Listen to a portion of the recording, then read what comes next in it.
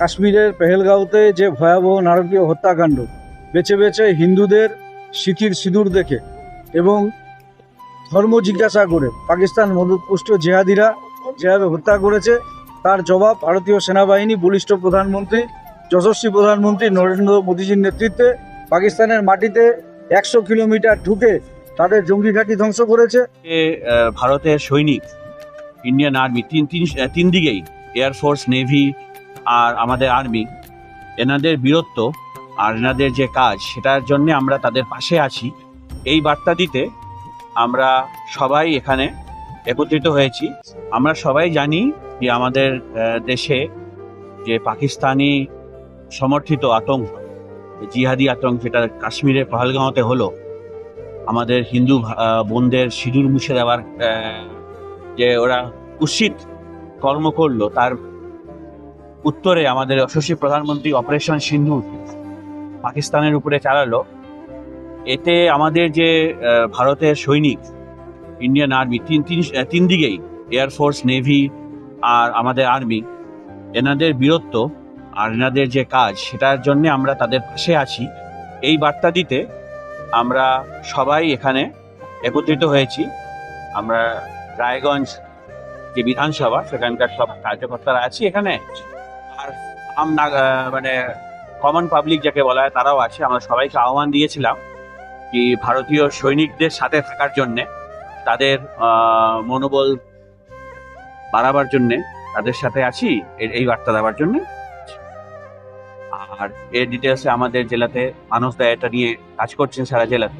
কাশ্মীরের পেহেলগাঁওতে যে ভয়াবহ নারকীয় হত্যাকাণ্ড, বেছে বেছে হিন্দুদের সিঁথির সিঁদুর দেখে এবং ধর্ম জিজ্ঞাসা করে পাকিস্তান মদতপুষ্ট জেহাদিরা যেভাবে হত্যা করেছে, তার জবাব ভারতীয় সেনাবাহিনী বলিষ্ঠ প্রধানমন্ত্রী, যশস্বী প্রধানমন্ত্রী নরেন্দ্র মোদীজির নেতৃত্বে পাকিস্তানের মাটিতে 100 কিলোমিটার ঢুকে তাদের জঙ্গি ঘাঁটি ধ্বংস করেছে এবং পাকিস্তানের ব্যাপক সামরিক ক্ষতি করেছে ভারতের সেনাবাহিনী।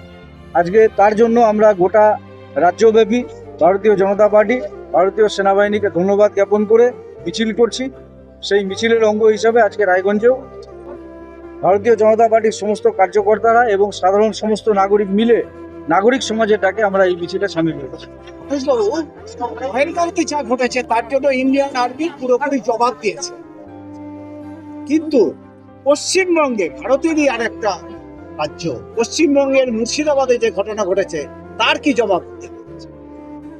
আপনারা রকম ঘটনা ঘটেছে সেখানে, আপনারা গণমাধ্যমের অংশ হিসেবে আপনারা নিজেরাই খবর পরিবেশন করেন, খবর সংগ্রহ করেন।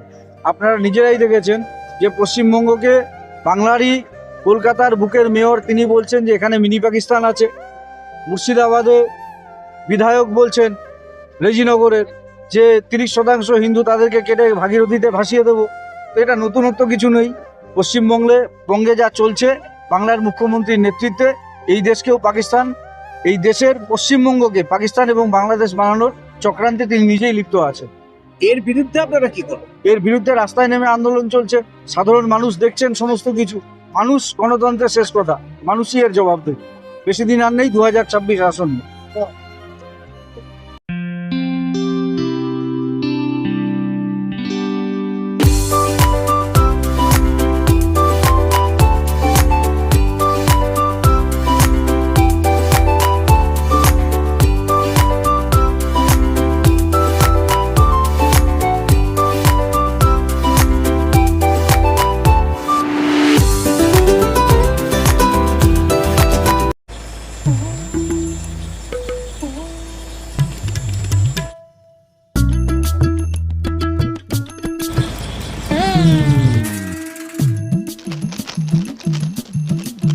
এবারে গরমের হাত থেকে বাঁচতে রিলায়েন্স ডিজিটাল থেকে নিজের জন্য একটি এসি নিয়ে আসুন শুধুমাত্র 1 টাকায়।